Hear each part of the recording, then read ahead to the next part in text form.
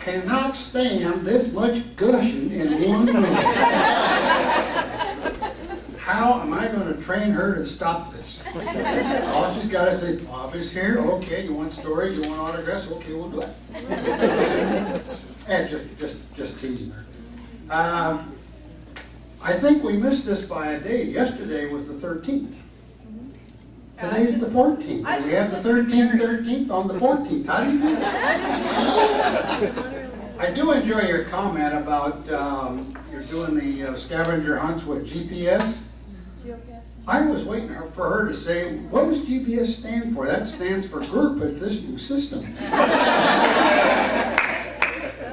Anyway, I hope she didn't show too much of this, but this is kind of a bunch of jumbled stuff.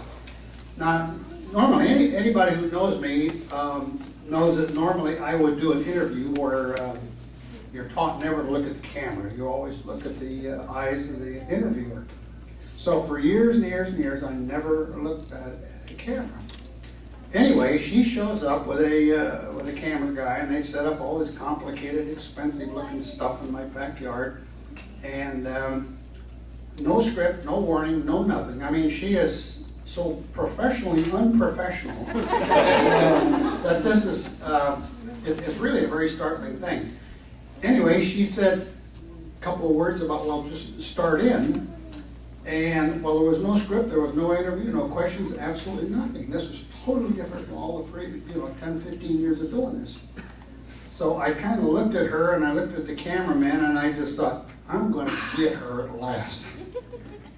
So I started in, looking at the camera, which was unusual, and when you're answering questions, it's a very funny thing, the way timing would kind of work. As you start in, you're going to answer a question, and you're going to go to a conclusion someplace. Hopefully it's not too long, and you don't want too many commas and too many side issues where you go off and digress a little bit, and then you're in a position of being an old guy saying, what the hell was the question? So when you do this, you have to focus so strongly on your guest that you're answering their question, and in this case there was no question. And it's a very curious thing in which you have to start in, get ahead, go, and wind up at a conclusion, which I fooled her. We went, I think, maybe 10 minutes or so, and I out of the corner of your eye, you watch the photographer and you watch her, even though you're looking at the camera the whole time. You can see it kind of in the peripheral vision, and I could watch all these reactions. They're absolutely shattered and totally shocked because they did not expect this, and neither did I. Just the way this thing was going to happen. So I wound up concluding the first like 10, 12 minutes with, after this, we'll take a look at, and then there was some subject or something, and then I stopped. And the two of them broke out in the most raucous laughter. They looked at each other, and all of a sudden it was like, oh, now we know what we're going to do. Anyway, as the time went on in the afternoon, if you actually looked very, very carefully, there were shadows and the mountains changing behind me. She had me sitting in the stool for 2 hours telling stories. You did get a couple minute breaks. Well, that's where the little edit clips go out. But anyway, it was a kind of a very interesting afternoon because normally I would answer questions in a very narrow range of answering questions. And this was the very first invitation that I'd ever had to say, oh, Bob, it's okay to tell your entire life story. Or, we've got a lot of time here, we got a lot of tape, and we just went. So the more we went, the funnier it got, and I could think of more things as I went along. And another thing I would like to share with you is like when people have to answer these kind of questions, there's a time shift that happens. Your mouth runs at a certain speed, but your brain runs very far ahead. So as you're talking and answering stuff, your brain is going way out to some place that says, I eventually will end up at some logical stop point, like at the end of 10 paragraphs or whatever, which means you have the luxury of, as your mouth is saying what you're saying at this moment, your brain is going way out and is assembling little bits and pieces to put together as they're sort of coming towards you in time. I don't know if you kind of understand what I'm trying to explain.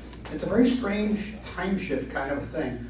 Well, that whole afternoon was 2 hours of time shift, to the point that at one point I could see that my voice is starting to go, and the photographer was about ready, he couldn't stand on his feet any longer, and I just sort of closed it up with some closing paragraph, and that was the end of that. I didn't know what the heck she was going to do with this thing, but I know she'd been working on it for years.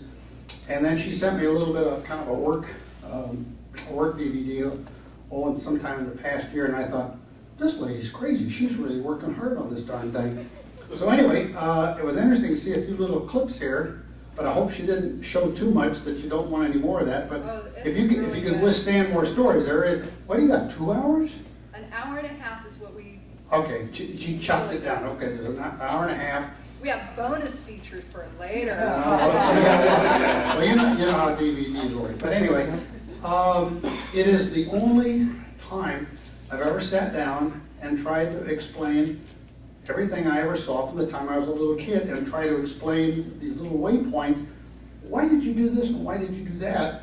Because as I was explaining it, it was kind of an afternoon of revelation, because at the end of this thing I thought, oh my gosh, I have never looked at a lifetime of why you did this, and you could see as a little kid were all the little snippets of stuff that you absorbed out of your entire environment, everybody you ever met, that said, aha, that's the way it's going to wind up.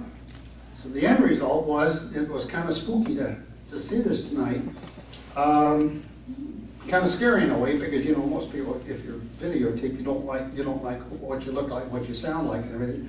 Some kind of a corny Midwest twang and all that sort of stuff.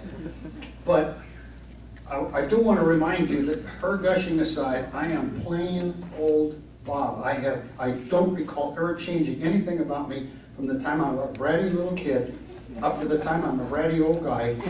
Everything is the same. So please, absolutely no gushing, and don't anybody ever call me Mr. Or Bobby. No, don't call me Bobby. I let Walt Disney get away with that, because Walt had a habit of telling people who they were, even though they weren't. That wasn't the name they wanted to be called. Rolling Crump had maybe 5 changes of names over the years with Walt. And Rolling couldn't get Walt to stop at any of those. Well, Walt forever called me Bobby, and I just cringe, because I cannot stand that name. But I was not about ready to look at Walt and tell him to stop. But otherwise, I'm just plain old Bob.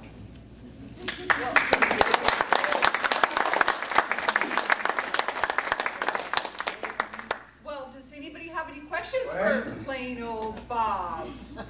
Look at that. Oh, there's only one hand goes up. I like these things when the subject has been so well explained, there's not one question in the house and we can all go to dinner.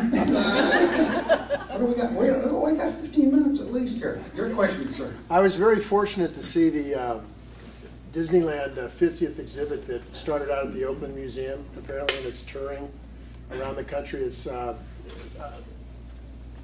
done with the Ford Foundation. And Diane Disney had a lot to do with it. But they had the original Lincoln figure there on display that you can see. And apparently they found it recently. I guess they didn't realize that they had it or something. But they had it on display. And you could see the inner workings of the figure, and all they had covered with skin was the head. And I was amazed at the workings of the figure. It really looked like a garage type of a production, back in the 60s. And I was just thinking about that when I was looking at it. And I was surprised, because back then, over 40 years ago, what did you use as a reference as far as trying to design a human figure that would move realistically? What did you have at the time back then to use as a reference? Well, first off, your question with the Oakland show, I haven't seen the show, and it's traveled around the country quite a bit, and it was at Ford Motor Company Museum. I helped do a voiceover for it, where people walk through the museum and they have these little things they hold up to their ears, right, and we have different people explaining different things. I really would like to see that show sometime. It's With a great respect show. to Lincoln project as a whole, truthfully, I did not have any experience in how humans are built and how they work.